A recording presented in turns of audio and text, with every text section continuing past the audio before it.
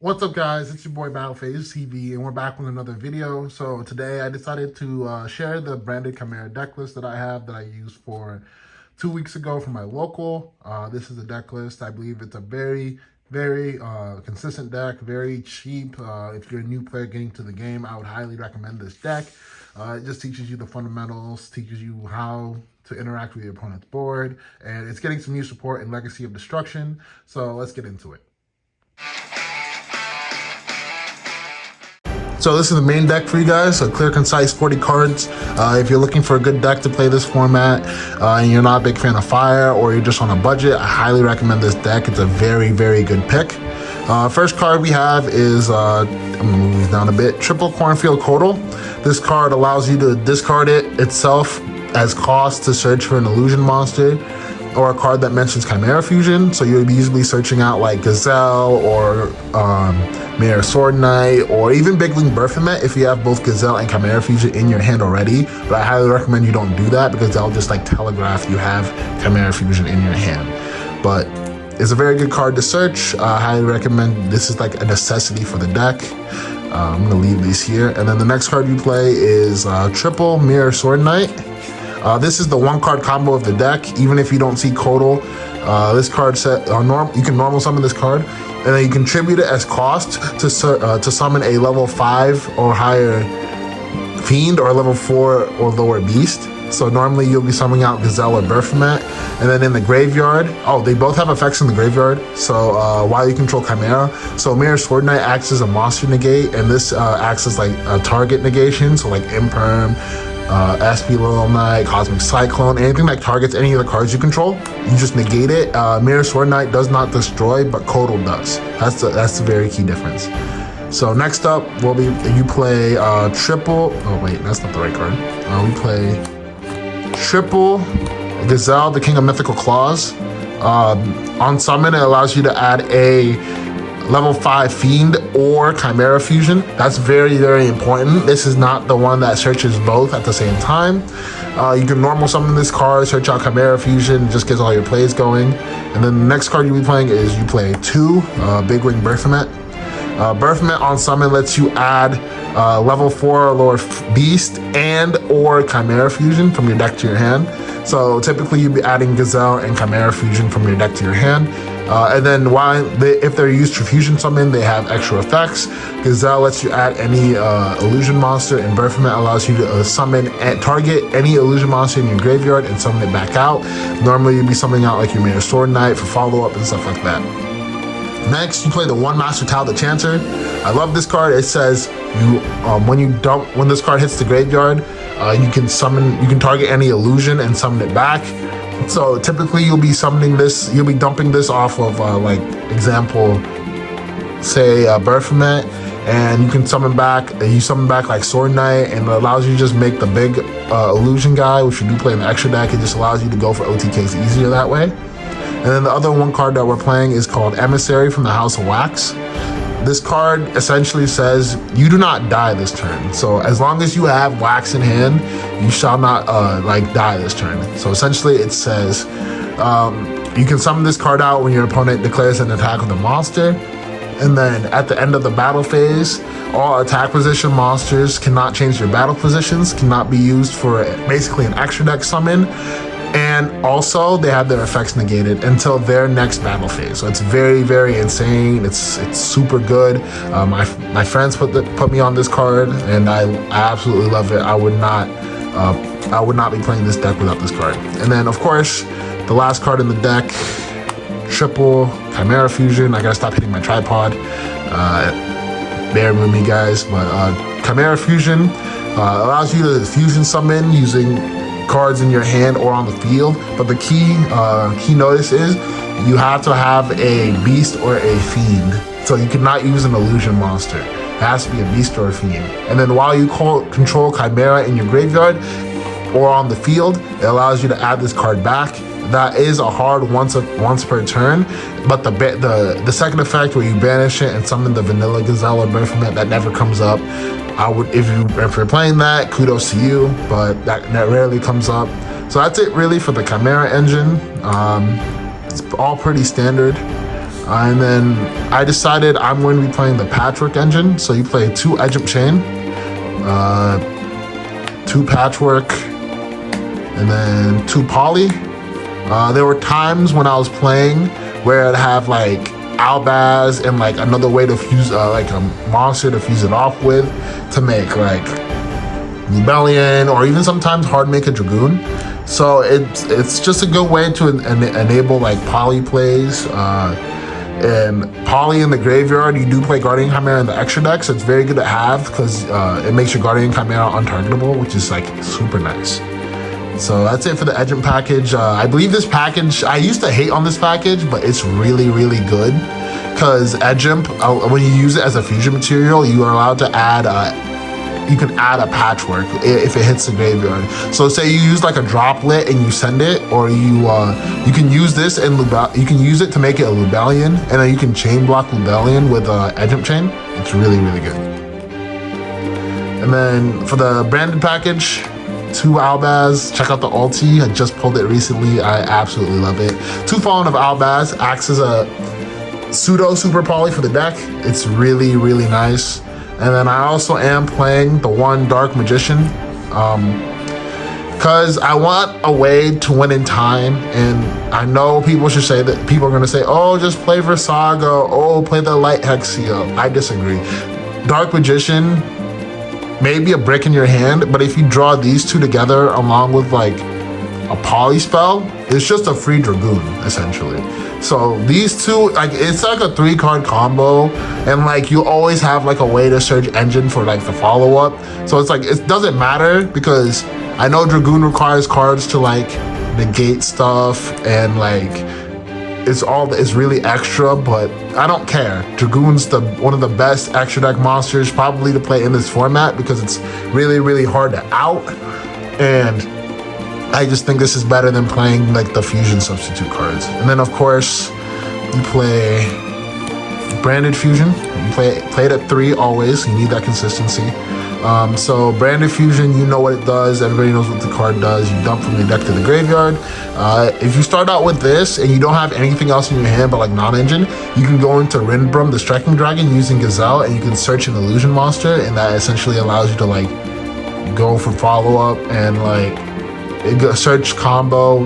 And it's like a 2-card combo-ish. It's like 1.5 really, because you have to use Branded Fusion, like you have to use Branded Fusion, and then you have to use like another card in your hand, but it's fine because Branded Fusion is really, really good. Most of the time people are either ashing Branded Fusion or Sword Knight, so typically I'll start with this. If they ash it, we're like, cool, we got rid of the ash, now we just have to worry about an imperm or like attack or like any other cards in their hand. It's insane.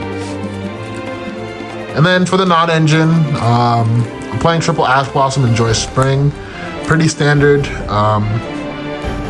I know it's not that good this format, and I was on the series of not playing Ash in the main deck, but I just needed cards that hit every deck, and the Ash is really, really good because you can hit like the effect to summon a Snake Eyes monster from deck, which is really, really insane.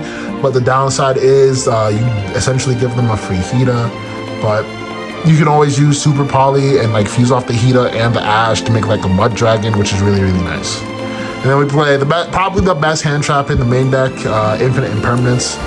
Doesn't trigger Thrust or Talents.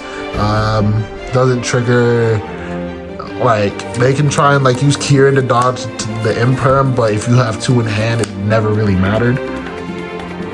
But this is probably the best. I know people are gonna say Ash is the best hand trap in the. No, it's Imperm. It's Imperm, 100%. Don't let people fool you. And then for the other non-engine, we play 3 Super Poly. This card is insane right now, especially against the Fire King deck. You can just fuse off all their stuff to make like Mud Dragon, a Garura, the Earth Golem, Magnister. Spoiler, I am not playing that because I don't think it's very good or necessary in this format. So the other 3 cards we're playing is double, triple Tactics Talent. They're gonna be playing on your turn, so Talents is always live. And then we play the 1 Called By, just to get rid of like pesky cards. Like you can use it to get rid of like hand traps such like Ash Blossom and stuff like that. But typically I'm using it as like more like a defensive card to get rid of any like anything that like can summon itself out from the graveyard, anything that activates in the graveyard. So cards like Promethean Princess or even like a Druid Swarm trying to send your monster. Yeah, that's what I use it for.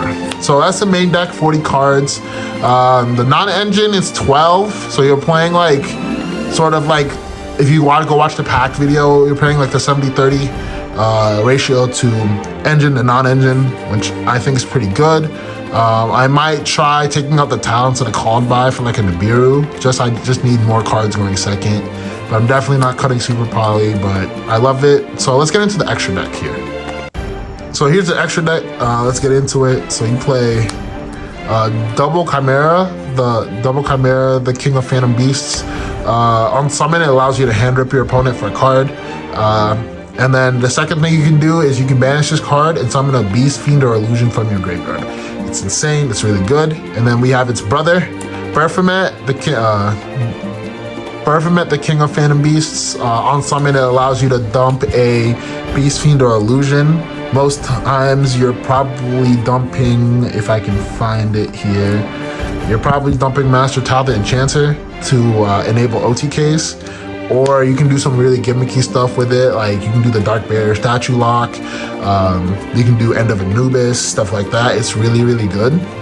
And then we play the one OTK, Chimera, the Illusion Beast.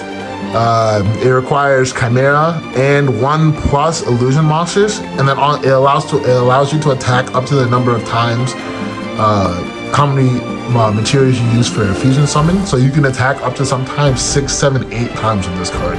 It's insane. And then in the damage step, it allows you to negate opponent's monster's effect, make its attack 0. So it's really good. You pair this with Emissary from the House of Wax. If I can find the card here. Yeah, you pair this with Emissary from the House of Wax. These two put in so much work for me. And like this says your opponent can't change battle position, and this just says you die. So it's really good. And then for the branded portion, you play one Rinbrum the Striking Dragon. This card is a negate for extra deck monsters. It's really, really good. Also, you can banish it to summon the Falling of Albaz from your graveyard and effectively use it as a Super Poly on their turn, which I think is insane. Then you play one Lubellion and one Albion. These are the ones that you use to fusion summon into like your big boys, such as like Dragoon or Mirror Jade. These are actually really good. And if you ever use if you make a Mirror Jade and use an Albion, you can search Branded Fusion for follow-up, which is really, really good. And then you play one Dragoon, which is the boss monster. I consider the other boss monster of the deck. It can't be targeted. You know what this card does. It's broken. It's really, really good. And then you also play one Mirror Jade.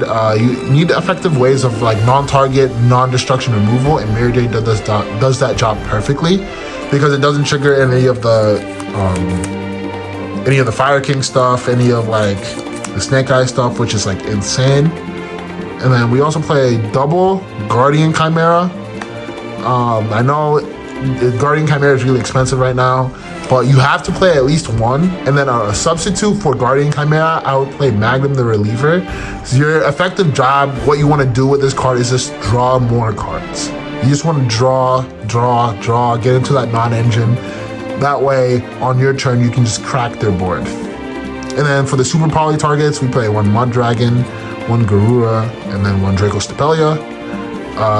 Muddragon being the best right now, Draco Stapelia being the second best, and Garura being the third best. Garura I did this to an opponent. I Super Polyed the board to make a Garura, and then they popped the Garura, and I drew into a Nibiru, and I was just like, that's so perfect. And then you guys notice that's 14 cards. The 15th card is SP Little Knight. I know. What are you thinking, Julius? What are you thinking, Battleface? This is a fusion deck. You don't need to make SP Little Knight in this deck. I'm like, well, if you really think about it, Chimera Fusion doesn't lock you into fusions, and if you have a hard time going second into boards, you can typically get rid of like problematic cards. So if you're playing like Voiceless and you Super Poly their board into a Muddragon, and then you just like normal summon a monster, make SP Little Knight, you banish their barrier, and then that way you just essentially play for free. because it stops them from like doing anything with those cards on the field. It allows you to simplify the game state. But yeah, that's the deck profile for you guys. 15 card main deck, 15 card extra deck. I'll show you guys the side deck here because why not? So let's get into the side deck. So for the side deck, we're starting off. We played triple Nibiru. This is probably the second best hand trap in the game right now. It just allows you to clear their monsters if they summon 5 or more times. It's really good against the Snake Eye Fire King variant of the deck. You also give them a really big token, so if they know like games 2 and games 3, always put that token in attack. That way you can just attack, and if you don't have enough attacks, you'll have nib, and that most of the time that's like clearing, that's like game, which I find absolutely hilarious. And then you play triple Droll and Lockbird. This card is questionable. You just need something to stop the rogue decks. Something like I don't know, what's a really good, like Adventure Synchron, Fire King, Tri Brigade if people are playing that. It's really good this format. You don't lose to it, but I like this card for the competitive meta. And then the last monster, we're playing Dark Barrier Statue of the Abyss. If you don't set up this going first against Fire King or Fire King Snake Eye or Snake Eye Pure, you're losing the game. Because it forces them to use their battle phase and to out this, which is like absolutely insane, which I love. And then going into the spells, we play triple Soul Release. I actually discovered this card kills your deck because they can just banish all like the important stuff from your graveyard, and like you have like absolutely no follow-up. But it's okay though, because Berthamet is a way to recur all those resources, which is absolutely fine. But this also hits like the mirror match, also hits like Fire King Snake Eye. It's anything that's really graveyard centric. So like you can hit this in tier, which is absolutely crazy. But yeah, double Lightning Storm, 1 Duster, back row. You just need it. I don't want to lose to that stun deck that's been going around. And then the last 2 cards is just the most cancerous card in the game right now, Summon Limit. Yeah, what can I say? It's just absolutely insane. So that's it for the deck profile, guys. I hope you guys like, comment, and subscribe. I'll be trying to do more of this later. I already know what deck I'm trying to play for this week's locals. It's probably going to be between this or Infernoble. I've been cooking up a really nice version of it. I'm just waiting to get the last few cards for the deck. So I'm very excited. Make sure you like, comment, subscribe. If you want to see more, I can't wait. And I hope you guys have a wonderful day, week, month, year. And remember, don't focus what happened at the beginning of the day. Focus on how to finish the day. Love you guys. I'll see you guys in the next video.